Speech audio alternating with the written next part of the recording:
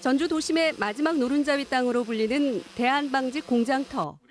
이 땅을 사들인 부동산 업체 자광이 구체적인 사업 계획을 공개했습니다. 오는 2023년까지 143층짜리 관광타워와 컨벤션 센터, 쇼핑몰, 호텔을 지어 관광 명소로 조성하겠다는 겁니다. 3,000가구 규모의 아파트 단지도 지을 예정입니다. 개발 이익 일부는 지역사회에 돌려주겠다고 약속했습니다. 전주 종합경기장 규모가 33,000평입니다. 그보다 큰 면적을 저희가 공원으로 전주시에 기부하겠다는 겁니다. 1,000억이 넘는 컨벤션 시설도 시에 기부 체납을 하는 겁니다. 하지만 회의적인 시각도 적지 않습니다. 2조 5천억 원이라는 천문학적인 규모의 사업비 조달 방안이 구체적이지 않기 때문입니다.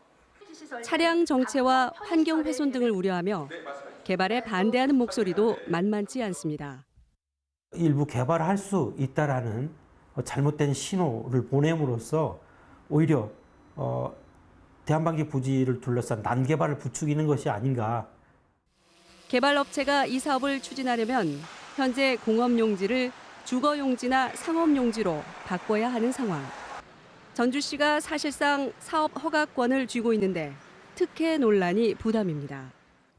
그 시민들의 의견이라든지 아니면 그 시민들이 원하는 방향대로 갈 수 있도록 그렇게 준비를 해야 할 것 같습니다.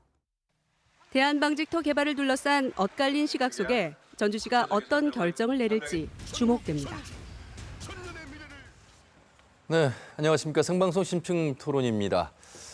VCR 보신 것처럼 전주 서부 신시가지에는 전주 도심의 마지막 노른자위 땅이라 불리는 대한방직 전주공장 터가 있습니다. 얼마 전 한 개발 업체가 이 땅에 143층 높이의 타워와 호텔, 컨벤션 등을 짓겠다는 야심찬 계획을 발표하자 반대의 목소리도 나오고 있는데요. 지역 경제를 활성화하자는 측면과 현실성이 떨어진다는 찬반 입장이 맞서고 있습니다. 오늘 생방송 심층 토론에서 다각도로 찬반의 입장을 조명해 보도록 하겠습니다. 여러분께서도 참여하실 수 있겠습니다. 여러분께서 주신 의견은 실시간으로 전해드리도록 하겠습니다. 많은 시청 바라면서 오늘 함께하실 패널 두 분씩 소개해드리겠습니다. 주식회사 자광 대표이죠. 전은수 대표, 그리고 주식회사 나무 DNS 대표의 박명환 대표 나오셨습니다. 어서 오십시오. 반갑습니다. 반갑습니다. 전주대 관광경영학과의 최영기 교수와 전국환경운동연합의 사무처장인 이정현 처장님, 어서 오십시오. 네, 안녕하십니까. 예. 예고해드린 것처럼 많은 시민들, 도민들께서 대한방직터의 개발 방향에 대해서 관심을 많이 갖고 계십니다. 오늘 어찌 보면 패널 네 분 중 두 분 대 두 분 찬반의 입장에 나누어서 말씀을 해주실 것 같아서 토론다운 토론을 기대해 보면서요. 먼저 자광 대표인 전우수 대표님, 이 대한방직터를 이제 매각을 지금 한 상황이고 여기에 이제 야심차게 143층 타워부터 시작해서 구성이 이제 계획에 들어가 있습니다. 이제 준비하신 내용부터 좀 들어보고 토론을 좀 이어가 보면 어떨까 싶은데요. 네. 여러분 반갑습니다. 저는 방금 소개받은 자광 전문 경영인 전은수입니다. 먼저 우리가 지금 사업하고자 하는 이 대한방직터 익스트림 타워 개발 사업에 많은 관심과 응원 그리고 지지, 격려를 해주시는 시민 그리고 도민 여러분들께 감사 말씀을 먼저 드립니다. 오늘 그 토론 주제로 부각되고 있는 이 타워 복합 개발에 대한 그 전반적인 그 배경과 사업 개요를 저희가 간략하게 말씀드리겠습니다. 이 대한방직터는 여러분께서도 익히 알다시피 과거 한 40여 년 전부터 성면 지붕을 가지고 공장으로 운영돼 왔고, 지금에는 공장이 규모가 축소되다 보니까 소규모 인력으로 유지가 되고, 전주에서는 도심 한복판에 공장 기능으로서 역할도 다 못하면서 혐오시설로 방치되듯이 운영되는 공장이었습니다. 저희는 이러한 공장이 전주 생태도시라는 어떤 그 큰 틀의 미관이나 환경을 저해하고 있지 않나라는 생각을 했고요. 이러한 공장 부지를 공업이 가능한 지역으로 이전을 하고 그 도시 기능을 할 수 있는 그 공장 터에는 뭔가 새로운 전주의 지역 경제 그리고 요즘 그 전북에서 많이 논란되고 있는 일자리 문제 등등을 해결할 수 있는 방안을 찾고자 다각도로 검토했습니다. 하지만 이 토지를 개발할 당시에 개발 계획을 수립할 당시에 어떤 형태로 개발할 것이 맞는가, 전주의 미래나 또 현재의 전주의 현안 등등을 해결할 수 있는 방안 없는가.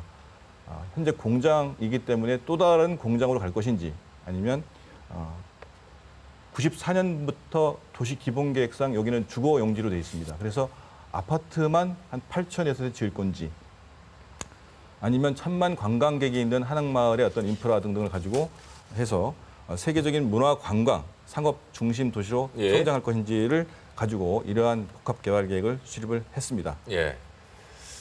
그러니까 이제 개발업체의 입장에서 보면 40여 년 방치돼 온 표현을 쓰셨습니다. 그러니까 대한방직터를 이제 개발을 해서 전주의 랜드마크로 조성을 하면 일자리 창출과 경제 활성화가 될 것이다. 이런 측면에서 이제 시작을 하셨습니다. 네, 그렇습니다. 1,980억 원의 매각 비용이 들었고 현재는 10%를 지불하고 올 이제 10월에 이제 잔금을 내야 되는 그런 상황입니다. 자, 이제 뭐 찬성의 개발 입장을 들어봤습니다만 반대 입장에서 내는 목소리들이 있어서 이정현 차장님이 이 예. 개발터 관련해서 어떤 입장인지 먼저 좀 들어보겠습니다. 예. 뭐 저 지난 4월 30일 날 우리 자광에서 발표하는 현장 다녀왔거든요. 예. 저도 뭐 대한방직 도청 옥상에서만 보다가 처음으로 한번 안에 들어가 봤는데 그래 뭐 아주머니들도 많이 오시고 열기가 굉장히 뜨겁더라고요. 그렇죠. 예. 그래서 제가 그날 가서 본 느낌은 이 지방선거 얼마 앞두고 좀 시민들의 어떤 개발 심리를 좀 부추겨서 이게 좀 대한방직이 개발이 돼야 된다라는 부분들을 좀 기정사실화하는 거 아닌가 이런 좀 느낌을 좀 받았는데요. 예. 공론화 방식에 좀 문제가 있다 이런 생각이 들었습니다. 일단 뭐 자광의 복합 개발 방식, 뭐 조감도는 굉장히 화려합니다만 이게 과연 실현 가능한 것인가라는 의문을 가질 수밖에 없고요. 이게 핵심적인 사업을 보면 고층 고급 아파트 3,000세대를 짓는 겁니다. 그리고 여기에 복합 쇼핑몰을 설치를 하고 놀이시설을 짓는 거거든요. 예. 뭐 이런 게 핵심이다 보니까 현재 서부 신시가지가 가지고 있는 도시계획이 여러 문제들이 있습니다. 이 부분들을 더욱더 악화시키는 거 아닌가라는 측면에서 저는 전면 재검토해야 된다 이렇게 보고 있습니다. 현재 보면 도로가 굉장히 좁게 설계가 돼 있고 운영이 되고 있고요. 주차 공간은 굉장히 부족합니다. 공원 녹지라든지 이런 부분들도 다른 신시가지라든지 다른 도시에 비해서 굉장히 부족한 상황이고요. 그다음에 이 단독주택에는 또 원룸촌이 형성이 되어 있고요. 천변 쪽에는 30층이 넘는 주상복합 건물들이 들어서 있습니다. 예. 그러다 보니까 강을 따라 오르는 바람길이 막히는 문제들이 있습니다. 그래서 여러 가지 이런 그 도시계획의 문제들이 있고요. 더 큰 문제는 이제 인구가 포화가 됐잖아요. 이 효자 중생활권의 인구가 이미 2020년 목표 인구보다 한 10,000명 이상이 늘어났고요. 예. 현재 효천지구, 만성지구, 혁신도시도 계속 아파트가 지어지고 있기 때문에 이쪽 지역의 인구들이 사실은 너무 포화 상태입니다. 그래서 예. 이런 문제들하고 전반적으로 같이 보지 않는 상태에서 현재 3,000세대 이상의 아파트 단지와 복합 쇼핑몰, 놀이시설이 드러난다고 보면 이쪽 지역의 도시계획이라든지 그다음에 주거 환경이라든지 업무 환경이 굉장히 악화될 거다라고 저희는 보고 있습니다. 예. 작년 말 기준으로 효자동 인구가 29,000명 선까지, 99,000명 선까지 온 부분에 대해서 아마 반박의 인구 포화를 효자 이제 중생활권 인구가 중생활권 그 정도. 예, 지적을 해주셨습니다. 박명환 대표님 생각은 어떻습니까? 예, 저도 뭐 우리 지역에서 시행을 하고 있고 건설 관련 각종 심의위원으로 활동을 하고 있습니다. 그래서 예. 대한방직 부지를 개발하는데 참 남달리 관심을 갖고 있었습니다. 뭐 우리 전 대표님 말씀하셨지만 40여 년 동안 도심에서 슬레이트 지붕에서 지금 1급 발암물질이 발생되고 있거든요. 공장 지붕에서. 그런 공장을 40여 년 동안 방치하다시피 놔두고 예. 이렇게 놔두는 것이 과연 옳은 거냐. 저는 이렇게 표현하고 싶은데요. 법적 용어로 쓰이는 말이지만은 개발을 했을 때 발생하는 자기 손실 하고 개발을 하지 않았을 때 발생할 수 있는 부작위 손실 중 어느 것이 더 지역 발전을 위해서 큰 손해가 발생하느냐. 요거 생각해 보면요. 예. 역효과를 최소화하면서 개발을 해야 된다. 우리 이 차장님도 지금 말씀하셨지만은 반대 입장은 아니시거든요. 개발을 하는 데 있어서 여러 가지 의견을 듣고 그렇게 건강한 방향으로 개발을 해야 된다라는 말씀인데 제 의견 마찬가지입니다. 그렇게 개발을 해야 된다고 생각합니다. 예. 핵심은 대한방직 지붕이 1급 발암물질이 아니고 이 터를 어떻게 활용하자는 것에 이제 핵심인데 아마 그런 부분들은 오히려 개발업체 입장에서는 이제 강조하기 위해서 이제 하신 말씀으로 이해를 하면 되겠고 최영기 교수님 생각은 어떠신지?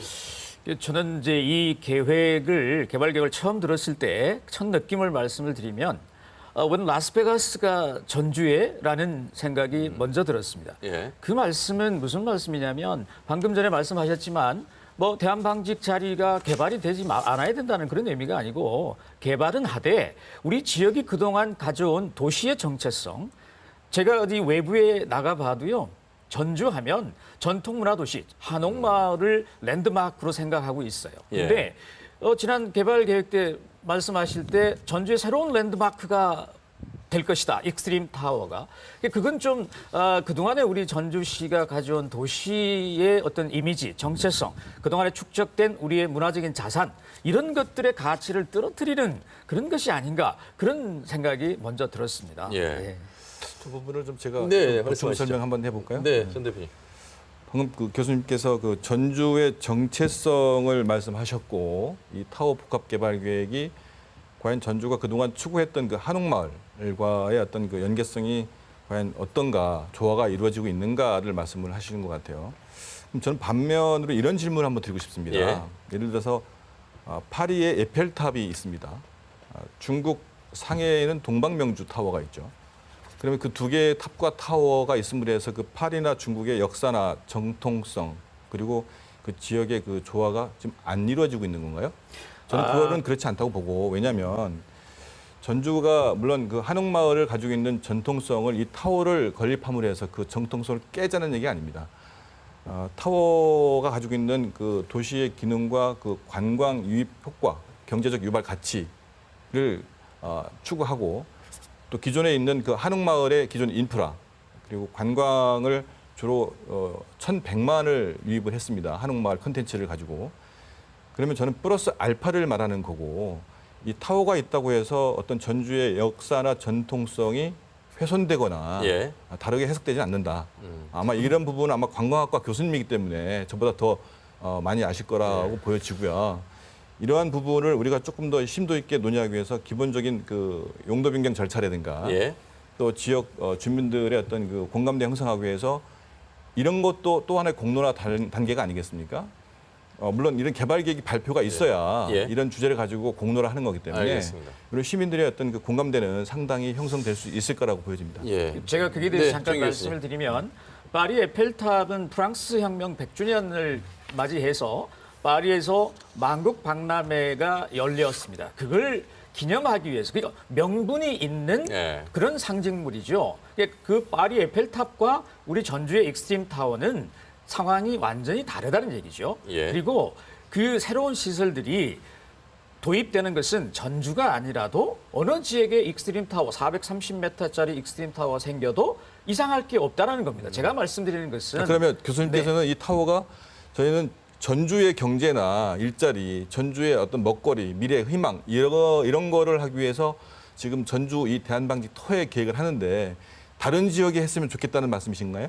다른 지역이라면 전주가 아닌 다른 지역? 새만금 지역에 이런 익스트림 타워가 들어온다면 저는 예. 반대하지 않습니다. 왜 새만금이죠? 새만금은 아직 개발의 여지가 충분히 있고 지금 투자를 많이 유치하려는 입장이지 그 않습니까? 투자를 유치하기 위해서는 새만금 지역이 적합하다고 말씀하시는 거잖아요. 네네. 그러면 그런 좋은 적합한 거를 전주에 유치하면 되지 왜 굳이 새만금까지 가냐 이 말이죠. 자, 예. 이 부분은 좀 짚고 넘어가야 되겠는데요. 예. 그 새만금의 타워를 건설해야 된다고 말씀하셨는데 사실은 지난해 말에 우리 도에서 발표한 내용을 보면은 새만금에다 400억 예산을 들여가지고 우리 전주에서 지금 경제 활성화를 위해서 탄소 소재를 많이 지금 뭐 가지고 공장을 많이 가동하고 있는데 탄소 소재를 이용한 새만금 타워를 건설하겠다는 지금 예산 확보도 지금 하고 있는 그런 그렇습니다. 실정입니다. 그렇기 때문에 이 부분의 중복성은 지금 말씀하신 대로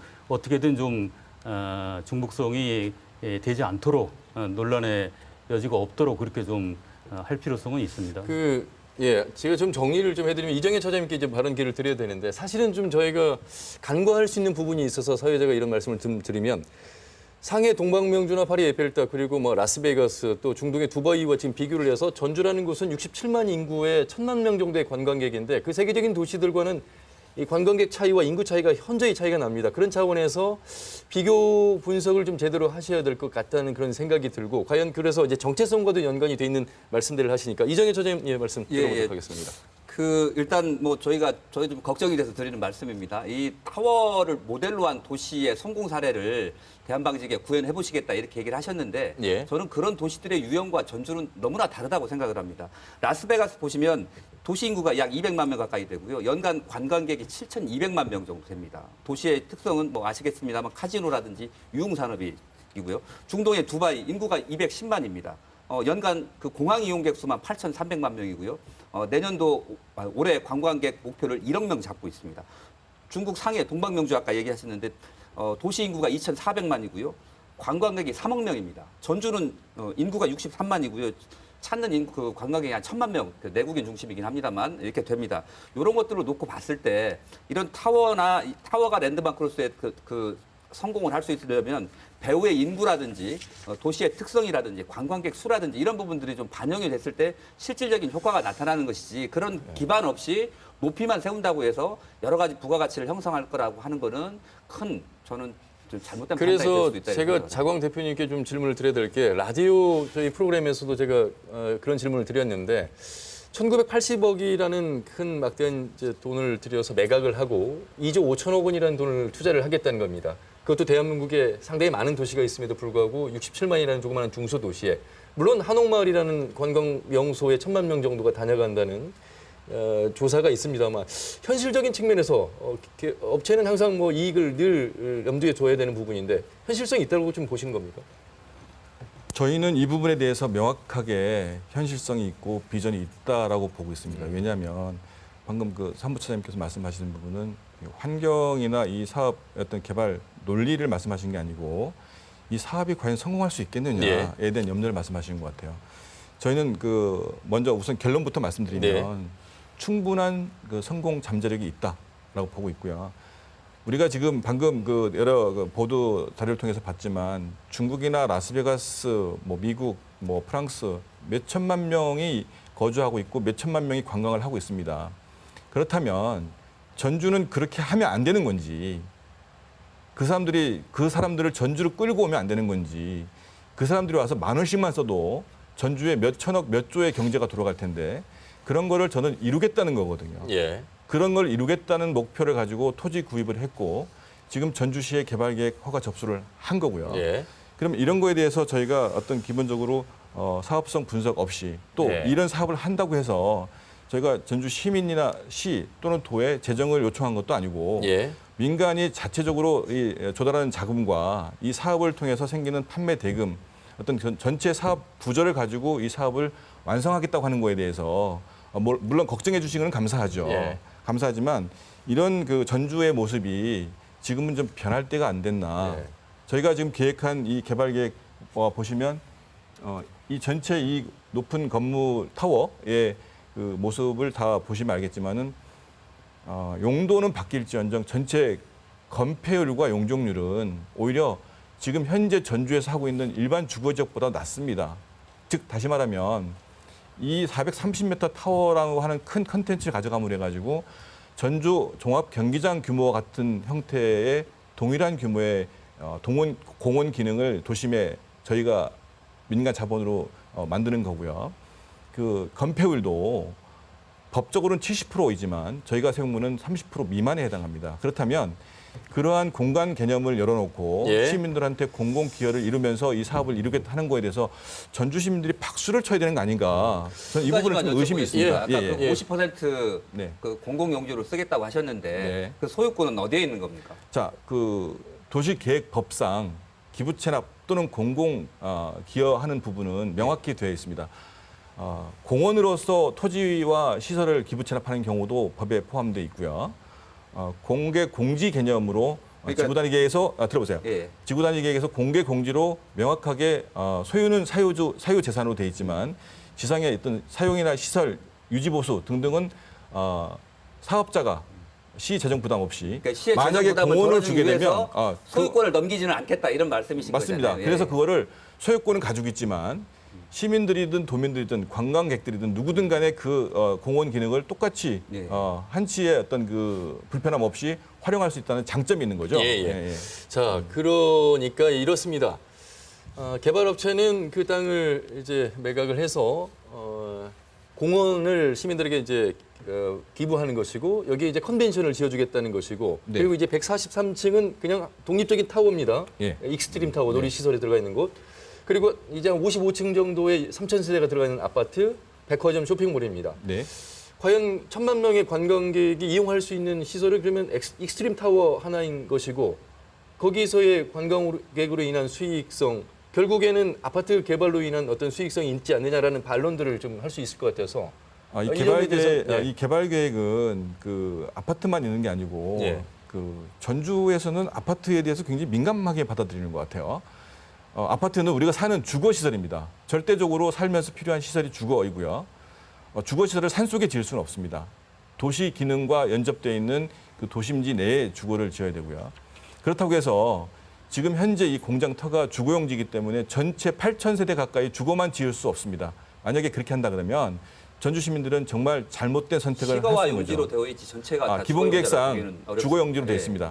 그렇다면 이거를 저희가 처음에 말씀드렸지만 전체를 다 8,000세대 가까이 아파트만 진다 그러면 전주 예. 시나 시민이 얻는 것은 거의 없습니다. 새로운 창조 경제도 기대할 수 없고요. 예. 일자리도 기대할 수 없습니다. 하지만 저희가 사업을 하는 입장에서 물론 이익을 배제하거나 이익만 고집하지는 않습니다. 상당 부분을 시민과 공유, 저밀도 개발로 함으로 해서 사업자 이익은 어느 정도 보충을 하고 알겠습니다. 나머지 부분은 시민들한테 아마 지금까지 전주나 전북에서 토지를 개발하면서 그게 토지공사가 됐든 어떤 민간 기업이 됐든 50% 가까이 개방하면서 개발한 사례는 없는 걸로 아마 전국적으로도 없는 걸로 알고 있습니다. 예. 자, 그러면 토론을 한 발 더 나가기 위해서 이제 말씀하신 이곳의 현재 용지, 용도는 도시계획, 관리계획상 그리고 도시 기본계획상 그러니까 시가와 용지, 주거용지와 공업용지로 되어 있습니다. 지금 말씀하신 전우수 대표께서 이곳을 개발하기 위해서는 이제 주거용지로 전환을 해야 되는 과제가 남아있고 그러기 위해서 지금 전주시의 허가권을 가지고 있는 전주시에 사전결정 신청서를 지금 제출하신 상황입니다. 그렇죠? 예, 5월 2일 날 접수를 했습니다. 관건은 바로 이제 전주시가 허가권을 가지고 있는 전주시가 이 부분을 용도 변경을 어떻게 할 것인가. 물론 주민 의견 수렴을 해야 되는 절차가 남아 있습니다만 이 부분에 대한 논의를 좀 해야 될 것 같습니다. 유일하게 서부 신시가지가 개발될 때 대한방직 터만 개발이 되지 않고 남아 있었고 그것에 따른 지가 상승 뭐 여러 가지 것들을 고려했을 때 이 개발 이익금에 대해서 환수를 해야 된다는 이야기들이 계속해서 나오고 있어서 이 이야기를 좀 해보죠. 이정현 처장님. 예. 그 먼저 그 대한방직 부지를 40년간 방치한 게 아니고요. 예. 대한방직이 2002년부터 17년까지 15년간 땅 투기를 한 겁니다. 실제로 그때 당시 평당 53만 원 하던 땅이 그 지금 이번에 약 300만 원 정도에 팔렸고요. 평당. 예. 주변 공시지가로 놓고 보면 훨씬 더 실질적으로 이게 상업용지라고 전제했을 경우에 복합 개발이 가능한 용도라고 보면은 아마 10배 이상 더 튀었다라고 말씀드릴 수 있을 것 같은데요. 일반적으로 우리가 말하는 택지 개발이라든지 대규모 토지 개발, 시가지 개발 이런 부분들은 시나 LH 공공에서 맡게 돼 있잖아요. 이 토지라고 하는 것은 뭐 재산권이 인정이 되긴 하지만 우리 모두의 것이기 때문에 공익성을 먼저 우선을 좀 해야 됩니다. 그래서 보통 이런 그 대규모 도시 개발이나 택지 개발 할 때는 그 관에서 하게 돼 있는데 특이하게 예를 들면 도시 재건축이라든지 일부 굉장히 넓은 땅을 다시 예. 재개발을 할 경우에는 민간 제한 사업이라고 해서 일부분을 민간이 할 수 있도록 두고 있습니다. 이런 경우에는 굉장히 사전에 협의도 해야 되고 꼼꼼하게 해야 되고 공익성에 대한 지역사회의 충분한 검토 또 시민들의 의향 이런 부분들이 함께 녹아 들어가야 되거든요. 근데 이번에 그 자광이 발표하는 방식을 놓고 보면 뭐 기자들 앞에서 거의 그 어떤 발표하는 식으로 했었거든요. 그래서 사전에 그런 부분들이 좀 없었다. 이런 부분을 좀 지적을 좀 할 수가 있을 것 같고요. 왜 민간이 문제가 될 수 있냐라고 보면 공공에서는 책임을 지지 않습니까? 정치적인 판단이었으면 정치인이 책임을 지는 거고 행정적인 요인을 통해서 그 어떤 개발을 했다라고 하면 행정이 책임을 지면 되는 겁니다. 근데 민간 같은 경우는 사업의 여건이 변한다거나 조건이 달라진다거나 예를 들면 뭐 부도가 날 수도 있는 거고 예. 자금 조달이 안 됐을 경우에는 사업 규모가 축소가 될 수 있습니다. 저는 이 사업의 가장 큰 핵심이 저는 고급 고층 아파트 개발 사업이라고 보고 있는 겁니다. 이게 핵심입니다. 이게 예를 들어서 3,000세대라고 했는데요. 고급 아파트니까 한 채당 5억씩 잡고 3,000세대면 1조 5천억입니다. 이거 분양가 통해 가지고 자금 조달하고 복합 쇼핑몰 짓고 노이시를 짓는 거거든요. 그래서 이게 가장 핵심인데 어찌 보면 이 사업이 만약에 원래 계획대로 여러 가지 복합이라든지 그 공원이라든지 미디어 파크나 이게 안 되고 아파트 정도만 만들어지고 중단이 될 가능성도 있다라는 거거든요. 이렇게 됐기 때문에 오히려 행정에서는 꼼꼼하게 이 부분 판단하고 또 지역사회 의견이라든지 이런 것들을 물어서 진행이 돼야 되는데 그런 부분들이 많이 좀 아쉽죠. 제가 좀 추가로 설명을 예, 황명은 대표님. 드리고 싶은데요. 아까 말씀하셨는데 지금 자광 쪽에 여러 가지 지적 그리고 이렇게 해야 된다라는 부분들은 많이 말씀하세요. 근데 저는 특별히 이 대한방직에도 좀 특별히 요청하고 싶은 게 아까 이 처장님 말씀하셨지만 2002년도에 공시지가가 그때 보면 평당 53만 원에 340억이었어요. 네. 근데 지금 자광이 1980억에 매입을 합니다. 예.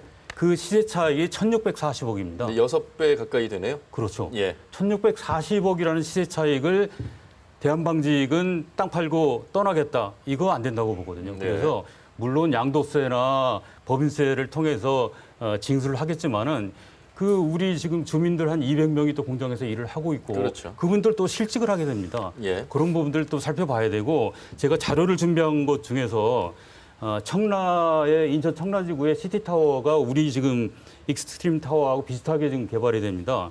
그리고 일산의 YCT 복합 개발이 있는데 여기도 용도 변경을 통해서 상업용지로 바꿔가지고 예. 아파트를 져가지고 지금 진행하고 있는데 이런 형태를 좀 비교를 해보면은 이 타워만 가지고 논란이 될 게 아니고 예. 이 사업 전체적으로 어떤 방향으로 가야 되는 것인가 알겠습니다. 이런 부분들을 우리가 좀 그러니까 살펴봐야 된다 잠시만요. 이겁니다. 예. 그러니까 지금 논의는 이렇습니다. 그러니까 이제 개발을 하자는 측면에서 보자면 전주시가 인허가권을 가지고 있습니다. 근데 전주시가 앞으로 이제 어떻게 할 것인가 과제인데 먼저 이제 개발업체 측에서 이제 설명을 했다는 얘기죠. 사전 이제 신청을 이제 한 상황이고 전주시가 어떻게 이 부분을 이제 의견 수렴해서 할 것인가 이 부분인데. 지금 그거는 저희 문제이기 때문에 제가 한번 부연 설명 좀 아니 드리겠습니다. 왜 일단, 이렇게 예, 최윤기 우리 지금 교수님 현재 말씀 그 환경 정치적인 환경을 보면 지금 행정에서는 물론 물리적인 시간이 필요하겠죠. 과정과 절차를 거쳐야 되기 때문에. 하지만 지금 시기에 선거를 앞두고 있는 상태에서 이게 그런 행정적인 절차가 제대로 진행이 될까라는 생각이 우선 들었습니다. 그리고 전주시만의 문제는 아닌 걸로 저는 알고 있습니다. 전라북도에서의 승인 문제도 도시계획 변경 요인이 좀 있죠. 전라북도 땅에도 좀 들어가 땅도 있죠. 들어가 예, 있고 그러니까 예. 전주시만의 문제는 아니다. 저는 그렇게 이해하고 있습니다. 예, 전 대표님. 이렇게 좀 정리를 하고 싶습니다. 인허가상 행정청의 사전 협의라고 하는 거는 접수를 하지 않고 할 수가 없는 겁니다. 그러니까 접수를 지금 하셨다는 것에 문제가 있다는 건 아니고. 아니, 그게 아니라 예. 지금 그 환경 사무처님께서 말씀하시는 거는 왜 그 사전 협의 없이 발표를 했냐라는 거에 대해서 제가 말씀을 드린 겁니다. 발표를 하는 게 맞고요. 그 발표한 이후에 그 관련 인허가를 관할 지자체에 접수했을 때부터 비로소 이제 그 사전 협의가 개시가 되는 거이고요. 절차상으로는 그렇지만 사전에 충분하게 아닙니다. 들어보세요. 자료 검토를 네. 같이 공유를 하죠. 그거를 어떤 했다고 개발 하게 되면 사업을 그걸 또 다른 문제에서 바라볼 수 있는 시각이 있습니다. 예. 저희는 그걸 하지 않았는데 왜 그러냐면 저희는 지난번 발표 때도 말씀드렸지만 공정하고 투명하게 지금 그 발표뿐만이 아니고 앞으로 계속 이 사업이 완공할 때까지 그렇게 해 나가겠다라고 제가 말씀을 드린 건데 예. 발표를 하지 않고 발표 전에 먼저 시나 도와 협의했다 하게 되면 누군가는 뭐 밀실 행정이다. 서로 발표 내용을 더 이미 시하고 다 협의를 조율을 끝내고 일방적으로 발표를 하네. 이런 게 더 문제가 되는 거지. 지금 우리가 자발적으로 계획한 관련법을 무조건 네. 우리는 검토를 하죠. 해서 한 발표 계획이 잘못됐다고 보지 않고요. 예. 이런 계기를 통해서 오늘 토론 그리고 지난번에 토론 그 앞으로 있을 토론 등등이 결국은 공론화의 어떤 과정 아니겠나 싶은 생각이 듭니다. 자, 그래서 사전 결정 신청을 하셨고 이제 앞으로의 사안은 네. 지금 현재 이 도시계획과 관리계획상 그러니까 시가와 그러니까 주거용지와 공업용지가 돼 있는 부분을 상업용지로 전환을 해야 되는 과제가 남아 있잖아요. 네. 자광에서도 어떠한 이유로도 그 인허가가 바뀌지 않는 이상은 개발할 수 없는 것이고요. 자, 지금 그 일반 시민들께서 염려하는 사항을 지금 여기 전문가분들이 말씀하시는데 도시계획의 변경은 법으로 못 바꾸는 게 아닙니다. 바꾸라고 법에 정해져 있습니다. 도시계획 법에 보게 되면 한 번 정해놓은 용적률, 건폐율, 용도 지역을 죽을 때까지 못 바꾼다가 아닙니다. 언제든지 바꿀 수 있게 바꿀 수 있죠. 열어놨습니다. 당연히 바꿀 수 있죠. 도시의 여건 변화, 인구의 증가, 산업의 발달 등등 여러 가지 요인을 따져서 매 5년 주기 또는 10년 주기로 도시계획을 바꿉니다. 만약에 지금 그 토론이 되고 있는 이 타워 복합 개발보다 더 많은 일자리를 창출하고 더 많은 경제적인 유발 효과가 있다 하게 되면 저희는 그거를 적극 검토할 겁니다. 예. 하지만 지금 현재 저희가 여러 전문가들을 통해서 계획을 찾고 개발 수립을 했을 때에 지금 현재 타워 계획이 제일 효과적인 여러 가지 전주의 도시 기능과 전주의 경제 성장 그리고 일자리 요즘 많은 화두가 되고 있죠. 이런 모든 거를 아우를 수 있는 계획이 복합 개발이 아닌가라는 부분이고요. 아까 말씀하신 거를 좀 보충해서 제가 굳이 대변을 안 해도 될 것 같은데 굳이 말씀을 드리면 대한방직은 물론 땅을 팔고 가면 되죠. 하지만 저희가 그 대한방직과 협의한 끝에 대한방직은 전주 공장을 폐쇄하는 것이 아니고 전주 시내 권역으로 이전하는 걸로 결정이 됐고요. 노사 합의도 끝났습니다. 그리고 대한방직이 토지를 팔고 이전을 하는 거 또는 토지를 팔고 사는 거는 민주주의에서는 자유입니다. 그 사람이 지금 이렇게 논의는 예를 들어서 정확한 부분이에요. 이거는 왜냐하면 땅을 팔고 가는 거가 잘못된 거는 아닌데 아니죠. 잘못된 거라고 지금 말씀들을 하시기 때문에 말씀드린 거고요. 아니 뭐 저희가 잘못됐다라고 안 했습니다. 잘못된 것이 아니고 잘못됐다고 안 하고 거기에서 아까 1,640억 정도의 이익이 발생했다. 거죠. 저희들은 그렇게 얘기를 했고요. 굳이 보세요. 아니, 굳이 1,640억이 발생했든 1,640억이 적자가 났든 그거를 논할 필요가 없다는 거죠. 근데 그 그리고 잠깐만요. 들어보세요. 우리는 들어보시고 법으로 보세요. 개발 이익에 대한 환수에 관한 법률이 있는 거고요. 토지라든지 특히 부동산이라든지 여기에서 이익을 얻었을 때는 다양한 형태를 통해서 그 비용을 부담을 하게 되어 있습니다. 보세요. 그런 측면에서 대한방직이나 개발하는 측 입장에서 개발 이익 환수 사회적 환원을 안 하겠다가 아니지 않습니까? 그 이상으로 법에서 정한 거 이상으로 한다라는 계획이 들어가 있고요. 예, 그래서 얼마만큼 제가 예를 들면 자광에서 한다는 얘기가 있어서 한번 확인을 한번 해봤습니다. 여기 보시면 2002년도에 서부 신시가지를 조성을 했을 때 땅 주인이 있었지 않습니까? 이 땅들이 자기 땅을 내놓습니다. 그래서 도로도 만들고 학교도 짓고 공원을 짓고 그 땅을 빼고 그 시에다가 기부 체납한 땅이 60%고요. 자기가 돌려받는 땅이 평균 40%입니다. 절반 이상을 예, 그렇습니다. 예를 들면 이 상업용지는 그 토지의 가격이 많이 상승을 하기 때문에 75%를 시에다 기부를 하고 25% 정도를 자기 땅으로 소유를 가져가는 겁니다. 근데 이번에 그 자광에서 계획하고 있는 요 계획을 보면 전체를 상업용지, 그러니까 복합 개발이 가능한 용지로 바꿔달라고 하는데 시에다가 기부하는 거 지난번에는 50%라고 얘기를 했습니다만 소유권 이전이라고 하는 완전한 기부 체납이라는 방식으로 놓고 보면 18.9% 이건 전주시 자료입니다. 그리고 81%는 우리가 소유를 하겠다라는 겁니다. 그러니까 일반인 보통 전주시의 이 신시가지에 토지를 소유하고 있었던 사람들이 개발하는 과정에서 60%를 시에 기부를 하고 개발을 했는데요. 자광은 현재 19% 정도만 시에다 기부를 하고 나머지는 우리가 소유를 하겠다 이렇게 얘기를 하고 있습니다. 그리고요. 현재 대한방직이 약간 1,640억 정도의 이익을 봤다고 했는데요. 제가 보기에 자광은 대한방직으로부터 굉장히 싼 가격으로 토지를 매입을 했습니다. 왜냐하면 현재 지금 그 서부 신시가지의 공시지가로 놓고 보면 도청합이 약 561만 원 정도 되고요. 도청합이 561만 원, 전주대 인근이 약 870만 원 정도 됩니다. 근데 자광은 이 땅을 300만 원에 샀거든요. 물론 현재 그 도시관리계획상 일반 공업지역이기 때문에 쌌던 겁니다. 근데 이게 바뀌게 되면 이 토지 가격은 지금 1,980억이니까요. 2천억 정도를 하고 여기보다 거의 뭐 대여섯 배 이상은 순간적으로 지가 상승이 발생할 수도 있는 거거든요. 그래서 이런 특혜가 굉장히 크기 때문에 저희들은 19%를 기부하는 게 아니고 반대로 저희는 한 80% 정도를 기부를 하고 이 용도를 어떻게 시민들하고 같이 나누고 쓸 것인가 이렇게 얘기를 해야 그 부분을 이게 제가 부정해야 부연 설명도 하겠습니다. 대표님. 우리 내용을 좀 잘 정확히 모르시는 것 같아요. 과거 한 15, 16년 전에 서부 신시가지 도시개발 사업으로 토지 수용 보상할 때 이미 대한방직도 다른 사람들과 똑같은 조건으로 절반은, 보상과 예, 수용을 예. 했습니다. 저희가 그 내용을 파악해 보니까 대한방직도 12만 5천 평 정도 가지고 있었고 예. 다 수용과 보상 절차를 50% 이상 한 다음에 남는 토지가 지금 한 6만 5천 평 정도 된 겁니다.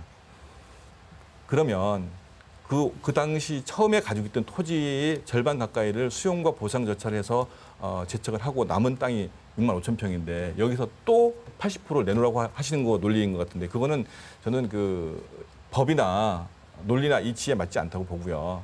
저희가 지금 이 익스트림 타워의 복합 개발 계획은 용적률을 250%, 예. 용도 지역은 바뀝니다.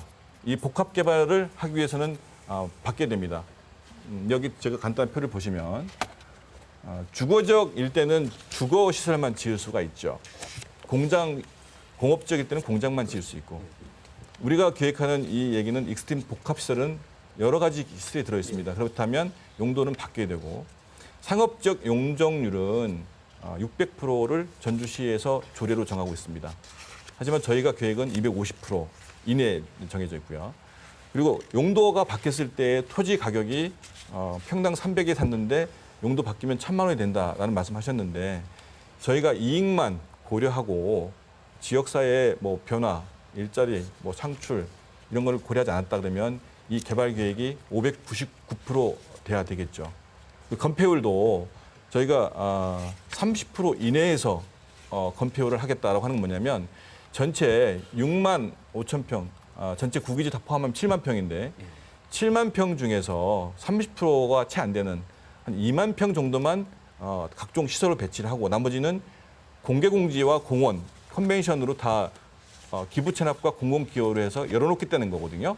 그럼 이런 계획이 다 현금화시켜서 계산해 보면 나중에 공론화 위원회라든가 관련 법 규정에 따라서 계산해 보면 지금 법에서 규정하는 거에 몇 배 이상은 사회적 그 공공 가치로서 그 역할을 다 하지 않았나 생각을 합니다. 예. 이 부분은 나중에 시나 도에서 나오는 자료 그리고 저희가 구체적인 개발 계획을 시에 접수했기 때문에 이런 계획들을 살펴보면 제가 이 방송에서 드린 말씀이 거의 정확하지 않을까 싶습니다. 딱 한 말씀만 네. 드리겠습니다. 아까 말씀드린 대로 토지 소유권자의 재산권을 보호하기 위해서 법으로 보통 이런 그 토지 개발했을 때 그 돌려받을 수 있는 땅을 50% 기준으로 잡습니다. 근데 10% 이내에서는 더 늘릴 수가 있습니다. 그래서 서부 신시가지 같은 경우는 평균 감보율이 60% 정도가 되는 거고요.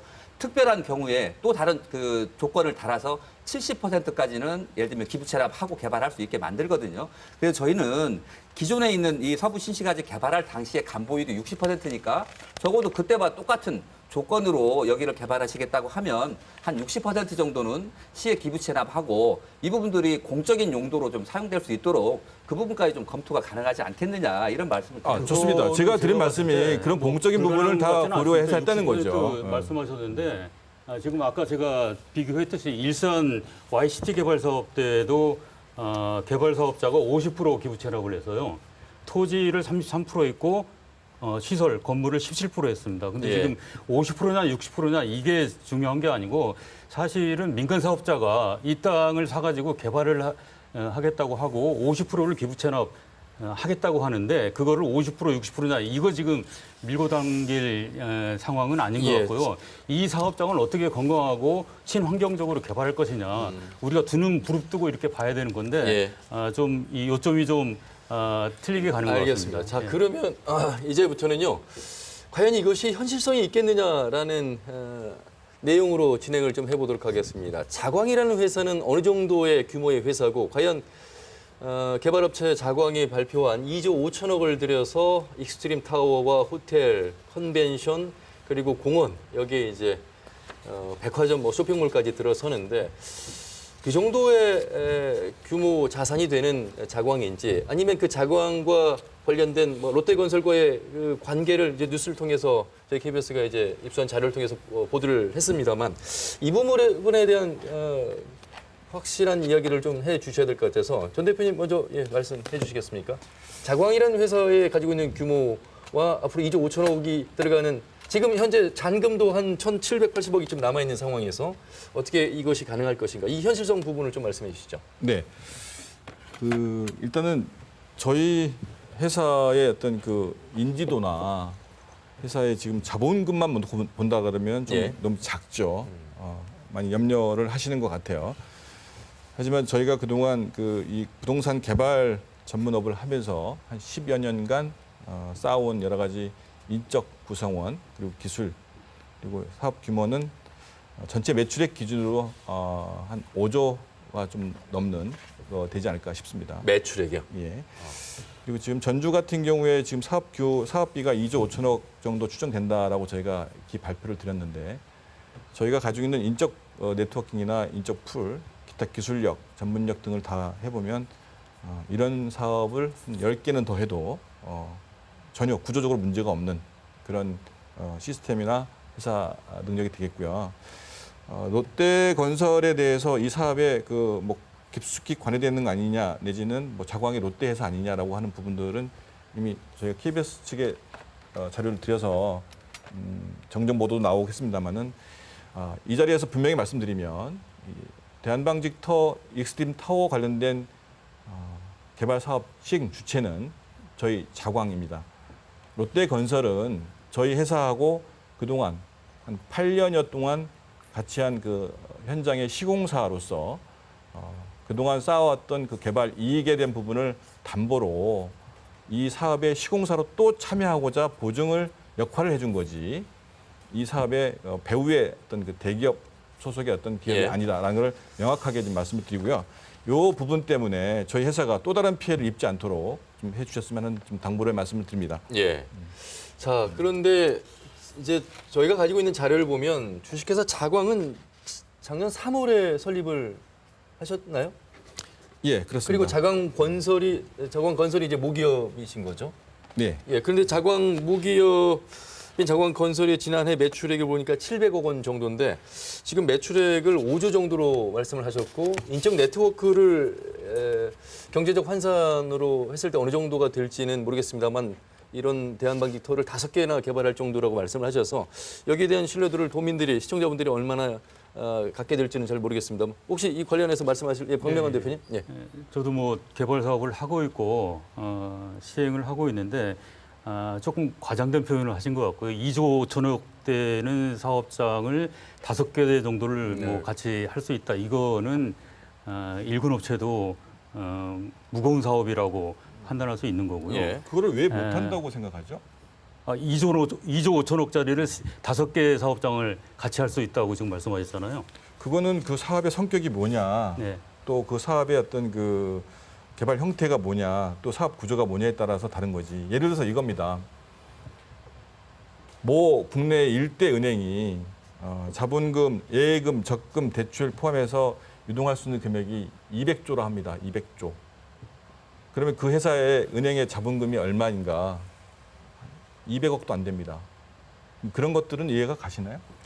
그런 거 같이 회사가 이 개발 사업은 뭐 개발 사업 하시니까 잘 아시겠지만 2조 5천억이라는 돈을 제가 다 가지고 그 재원을 가지고 사업을 하는 건 아닙니다. 기본적으로 이 사업을 어떤 사업이든 수행하기 위해서 토지를 일단 저희 자기 자본금으로 100% 확보를 했고요. 그리고 나머지 그 2조 5천억 되는 돈은 4년 동안 사업 기간 동안에 순차적으로 단계적으로 투자가 되고 또 그 사업에서 포함되는 아파트든 타워든 호텔이든 그리고 관광 상업시설이든 이 판매 대금 재원을 구조화시켜서 프로젝트 파이낸싱 하시고 프로젝트 파이낸싱은 그거는 아주 기본적인 거고요. 여기는 전 그 프로젝트 파이낸싱 말씀드리는 게 아닙니다. 그러한 사업 구조를 가지고 어떤 자금을 이동화시켰을 때 그 재원 조달 방식은 여러 가지 테크니컬한 게 있거든요. 예. 그렇다면 이 사업의 어떤 그 시장의 경쟁성이라든가 상품의 다양성, 어떤 이 사업을 했을 때 성공에 대한 확신이 있다 하면 금액으로 사업 규모를 정하는 것이 아니고 사업의 질과 양을 가지고 하는 거기 때문에 충분히 가능성이 있다는 부분을 말씀드린 거죠. 그러면 당장 올 10월에 치러야 될 잔금이 1,780억인데 예. 롯데건설이 토지 매입 비용의 보증을 선 부분은 사실인 겁니까? 네, 그건 저희가 맞다고 얘기를 했고요. 그런데 이제 자광 자체의 자본금으로 이 100% 매각을 할 수 있다라고 말씀을 하신 부분은 이 보증 비용과는 내용이 좀 다른 부분 같아서. 자, 그게 이제 여기 보시는 표인데요. 저희가 그동안 서울 수도권에서 시행한 사업의 개발 이익금의 합계가 지금 토지비를 초과합니다. 예. 근데 그 사업의 어떤 그 형태는 위험성을 담보하기 위해서 관리형 토지 신탁 구조로 사업을 진행하고 있고요. 이 관리형 토지 신탁인 상태에서는 사업이 준공 또는 준공 후 정산이 완료가 돼야 저의 이익금이 수취가 될 수 있다고 보는데 지금 현재 진행 중인 사업장이 여러 군데 있다 보니까 그 롯데건설의 동의가 있어야 신탁 구조상 이 자금의 사용이 가능합니다. 그렇기 때문에 예. 롯데건설은 자기들이 인지하고 있고 자기들이 지금 우리가 사업하고 있는 사업비 수익금의 어떤 상당 부분을 인정하기 때문에 그 범전에서 토지비 잔금 지급이 가능하니까 보증 확인을 해준 거고요. 그런 게 없다면 롯데건설도 쉽게 보증 안 해주겠죠. 예를 들어서 1980억, 거의 2천억 가까운 돈을 쉽게 보증하겠습니까? 그래서 저희가 이 부분을 명확하게 위해서 보증 섰다고 그래서 이 회사가 롯데 거냐, 자광은 롯데 거가 아닙니다. 롯데건설은 이 사업장에 타워가 있다 보니까 이미 서울에 국내에서 제일 높은 타워를 건설한 실적이 있고 그러한 인적 구성원이 100여 명 넘다 보니까 그런 인적 풀을 이 현장에 또 적용하고 싶은 욕심은 있겠죠. 하지만 저희는 이 사업에 대해서 시공사를 입찰 방식을 통해서 선정할 거기 때문에 여기서 롯데건설이 하게 되면 다른 건설사들이 오해를 사죠. 입찰 참여에 제한이 생기거나 또 입찰 안 들어왔을 때 어느 특정 기업한테 제가 또 공사비를 많이 줘야 되는 그런 여러 가지 구조적 어려움이 있기 때문에 이 사업은 롯데가 보증했다 그래서 롯데 거가 아니라고 하는 부분을 다시 한번 좀 어떤 시민들이 이런 말씀을 하세요. 지금 대표님 말씀하셨는데 자광하고 롯데는 별개의 기업이다. 토지 비용에 대해서 보증 쓰는 그런 시스템으로 가는 거지 아니다 이렇게 말씀하셨는데 어떤 시민들은 자광이 규모가 작고 이러다 보니까 그러지 말고 롯데건설이 직접 해라 이렇게 말씀하시는 분도 있어요. 그건 사업의 안정성이나 또 끝까지 롯데건설이 보장한다는 얘기거든요. 그런 의미도 있다는 걸 좀 알아주시고 너무 나쁘게만 생각하지 마시고요. 자 이제 시간이 얼마 남지 않았는데요. 사실 이제 롯데건설에 민감할 수밖에 없는 것이 현 종합경기장 개발을 놓고 현 지사와 시장 간의 갈등이 있었습니다. 그리고 민선 6기 전주시의 방향은 건설보다는 보존 활용하는 방안이었기 때문에 이 부분은 또 대한방직터 개발과는 좀 다른 차원이 있어서 과연 이제 선거를 앞두고 이것이 또 다음 지방 자치단체장이 누가 될 것이냐에 따라서 이제 방향은 좀 달라지겠습니다만 그래서 아마 롯데건설이 민감하게 더 거론이 되는 것 같습니다. 물론 전 대표님 말씀대로라면 전혀 별개의 회사인 것을 지금 말씀을 하셨고 전혀 별개입니다. 현재 지켜봐야 되겠습니다만 그렇기 때문에 자광이라는 규모로만 봤을 때 이것이 현실성이 있을 것이냐 이런 의구심을 이제 시민들이 갖는 것 같습니다. 자, 어느덧 이제 시간이 흘렀고요. 마무리 말씀을 좀 들어봐야 될 것 같습니다. 듣기 전에 많은 시청자분들께서 의견들을 주셨습니다. 다 말씀드릴 수는 없을 것 같아서 몇 분 소개해드리겠습니다. 말도 안 되는 개발 논리로 땅값만 올리는 거 아닌가라는 부정적인 의견들을 시작해서요. 대한방직터가 이제는 부동산 투기의 중심이 되는 말도 안 되는 상황이다. 과연 가능성 있는 계획인지 의심이 된다. 전주에서 143층의 건물이 어울리기나 하는가. 그런가 하면 전주의 랜드마크로 타워가 건설되면 관광객이 증가하고 일자리 창출 등 효과가 클 것이다. 라는 긍정적인 의견도 주셨고요. 전북의 국제적 관광 잠재력은 충분하다. 비전을 갖고 본사까지 옮긴 민간 자본을 환영해야 된다. 이렇게 찬반 입장에 첨예하게 맞서고 있는 상황입니다. 각자 입장에서 마무리 시간을 1분씩 드리도록 하겠습니다. 최영기 교수님 먼저 하시죠. 네, 저는 오늘 별로 말씀드린 것도 없는 것 같은데요. 관광객과 관련해서 좀 말씀을 드리겠습니다. 2016년도 기준으로 제주도를 방문한 관광객이 1,600만 명이었습니다. 그래서 그를 통해서 발생된 관광소득이 4조 7천억 원입니다. 그런데 제주도에서 지금 요즘 뉴스에도 나왔습니다. 선거 밑에 뉴스가 나왔습니다만 제2공항 건설을 반대하는 도민들의 여론이 굉장히 뜨겁습니다. 그 이유는 왜 그러냐면 관광객들이 많이 옴에도 불구하고 그 개발, 관광객들이 옴으로써 발생되는 경제적인 효과를 어떤 뉴스의 내용들을 보면 대기업들 면세점이 다 가져가고 있다. 그럼에도 불구하고 제주도는 현재 비정규직 비율이 전국 광역단에서 하위입니다. 그리고 범죄 발생률은 최고입니다. 우리 전주에 1,000만 명의 관광객이 오고 있고 또 여기에 그러한 시설을 통해서 또 1,000만 명이 온다면 이건 전주가 수용할 수 있는 범위를 넘어서고 사회적인 편익보다는 사회적인 불편이 생길 수 있으니까 가능하면 지역의 정체성을 충분히 반영할 수 있고 예. 우리 전주가 잘 할 수 있는 시민들이 동의할 수 있는 그런 시설들로의 개발이 좀 알겠습니다. 필요하겠다는 생각을 예, 했습니다. 박명환 대표님. 지금 우리 문재인 대통령께서 남북 정상회담을 성공리에 이끌고 계시잖아요. 그러시면서 하신 말씀이 성공으로 가는 길에는 디테일의 악마가 곳곳에 있다. 이 얘기는 이 사업도 마찬가지라 생각되는데 지금 뭐 이 처장님도 많이 지적해 주시고 최 교수님 많이 지적해 주셨는데 여러 곳에 암초가 있습니다. 이 암초들을 어떻게 잘 극복해서 지역 발전과 연동시켜서 친환경적으로 버려진 땅을 개발할 것이냐 이렇게 이런 문제들을 좀 고민을 했으면 좋겠고요. 준비한 표를 통해서 한번 제가 잠깐 설명을 드릴게요. 예, 짧게 해주시죠. 예. 부지 개발 사업의 스와트 분석인데 장점과 약점 그리고 위협과 기회 요인들을 좀 정리를 해봤습니다. 가장 큰 장점은 말씀드렸듯이 지역 경제 활성화를 위한 랜드마크가 될 수 있다 이거고요. 약점으로는 특혜 시비 논란으로 추진 의견이 지금 양분돼 있지 않습니까? 이런 부분들을 지적할 수 있고 기회 요인으로는 대규모 행사와 회의 유치가 가능한 컨벤션 사태를 우리가 공공시설을 확보할 수 있다. 예. 그리고 마지막으로 위협적인 부분은 여러 번 말씀하셨지만 아직도 사업 자금의 확보에 대해서 좀 불투명하다. 이런 거를 말씀드릴 수 있을 것 같습니다. 알겠습니다. 이정현 처장님. 예, 도시는 우리 모두의 것이지 않습니까? 특히나 이제 우리 서민들이 살 수 있는 환경들을 좀 만들어줘야 됩니다. 집처럼 도시는 편안하고 안락하고 쾌적해야 되고요. 또 도시는 또 일터지 않습니까? 일터도 일하러 가기 편리해야 되고요. 또 일자리도 좀 만들어지는 이런 구조였으면 좋겠다 이런 생각을 하고 있습니다. 일단 이 부지는 서부 신시가지의 숨통을 조이느냐 아니면 숨통을 틔워주느냐라고 하는 중요한 위치에 자리를 하고 있거든요. 그래서 예. 이 부분들은 사적인 이해관계보다는 공적인 부분에 더 우위를 놓고 개발을 해야 된다라는 부분 말씀드리고요. 우리 시민들은 과연 대한방직을 어떻게 개발했으면 좋겠느냐라는 부분들 현재 복합 개발을 하자고 하는 시의원께서 그 설문조사를 한 게 있더라고요. 그 자료를 그대로 인용을 해보면 응답자의 44.5%가 도시 경관을 개선을 해야 된다고 했고요. 21.9%가 공원 녹지를 확충을 하자라고 그렇게 제안을 하셨습니다. 예. 그리고 또 대규모 아파트 단지로 개발하자는 거에 대해서는 절대 반대가 27.8%, 반대가 26.3%입니다. 이런 그 고밀도 아파트의 그 고밀도 개발이라든지 이런 개발보다는 경관을 개선하고 녹지 공간을 확보를 하자라는 게 우리 시민들 알겠습니다. 요구 사항입니다. 이게 우선이 돼야 됩니다. 예, 전 대표님. 여러 의견들이 참 많이 있습니다. 저희 회사는 그런 의견들 하나하나를 잘 소중하게 듣고 그런 의견들이 사업에 반영될 수 있도록 계획을 수립해 나갈 것입니다.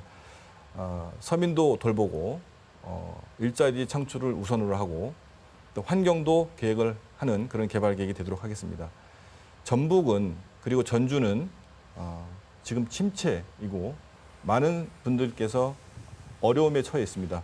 저희는 이런 개발 계획이 비록 민관이 주도하는 거지만 지역사회의 경제력을 확장하는 데에 그 확신이 있다고 생각합니다.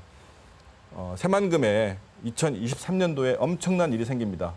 도지사님께서 새만금에 잼버리를 유치를 했고요. 예. 그런 유치를 통해서 지역 경제, 전주의 미래에 대한 꿈은 앞으로 나아갈 길이 많다고 봅니다. 저희 익스트림 타워 복합 개발 사업이 전주 시민들과 또 도민들과 함께 모두 아우를 수 있는 예. 그런 멋진 사업으로 시민들과 함께 할 수 있기를 제가 항상 노력하겠습니다. 알겠습니다. 자, 여러분 어떻게 들으셨습니까? 개발을 하다 보면 찬반의 입장이 항상 맞서게 되는데 아마 성숙한 전주 시민, 도민 여러분은 반대를 위한 반대는 하지 않을 것 같습니다. 물론 찬성 측 입장에서도 어떻게 하는 것이 전주 시민을 위한 또 도를 위한 방향인 것인지 올바른 판단을 하셔야 될 텐데 전문가 또 시민단체 그리고 전주시와 전북도가 앞으로 행정 절차를 거쳐야 되는데 그 과정들이 과제로 남아 있습니다. 그걸 함께 지켜보면서 다음 또 토론회를 기약하도록 하겠습니다. 오늘 패널 네 분의 말씀 잘 들었습니다. 고맙습니다. 네, 고맙습니다. 고맙습니다. 늦은 밤까지 시청해주신 여러분 고맙습니다.